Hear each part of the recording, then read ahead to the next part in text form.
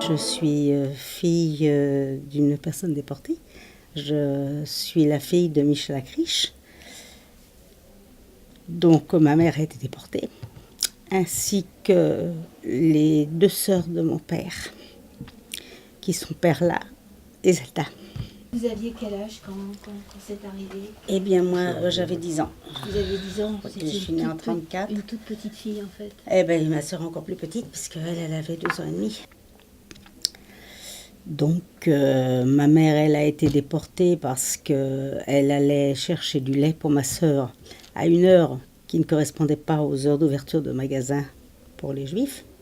Moi et mon frère, nous n'étions pas là à ce moment-là. Nous étions chez des personnes à Trèsevant, car ma mère avait soigné un Allemand qui était tombé qui s'était évanoui devant le magasin de mes parents rue du Palais.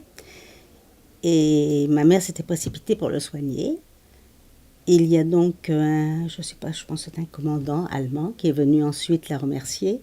Et à chaque fois qu'il y avait des prévisions de rafles, il venait prévenir mes parents. Donc ils étaient venus prévenir que les enfants risquaient d'être déportés. Au moment où il a fallu porter également l'étoile, mon père n'a pas supporté que mon frère et moi portions l'étoile, donc nous sommes partis à Trèsevant. Et c'est pendant cette période-là que ma mère a été déportée. D'accord. Et qu'est-ce que signifie pour vous cette journée en hommage à votre parent résistant ou déporté? Mais pour moi, c'est très important parce que déjà, il faut que tout le monde se rende compte ce que c'est que déjà, primo, la déportation, l'antisémitisme et également l'intolérance. Et ça, c'est très important parce que il faut que les gens comprennent que la religion, aussi bien que les partis politiques n'ont rien à voir et qu'un être humain est un être humain et que tout le monde doit respecter les autres. Et je trouve que d'ailleurs, c'est très bien que dans les écoles, il y ait des personnes qui viennent enseigner aux élèves tout ce qui peut arriver quand il y a des mauvaises ententes de ce genre-là. D'accord. Et comment vous envisagez-vous de transmettre cette mémoire, vous, au sein de votre famille?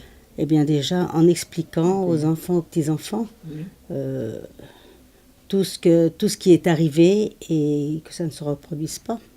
J'aimerais ajouter quand même que chaque personne qui a subi tous ces dommages pense maintenant, avec Internet, c'est tellement facile d'écrire tout ce qu'ils ont ressenti, tout ce qu'ils ont vécu, pour que leurs propres enfants et petits-enfants aient la mémoire de ce qui s'est passé.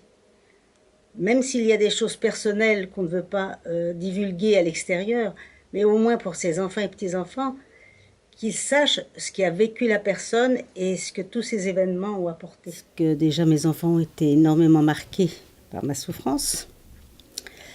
Et pour eux, c'est très dur aussi. Parce qu'indirectement, ils ont subi ce que ça a pu nous apporter. Et que pensez-vous du travail entrepris par l'association Graines Mémoire avec le livret et le site internet? Est-ce utile? C'est très important. C'est très très important parce que justement, pour que les gens comprennent. Et c'est la seule façon. Il faut absolument que les gens sachent ce qui est arrivé, ce qui peut encore arriver, pas seulement au point de vue religieux, mais dans tous les sens.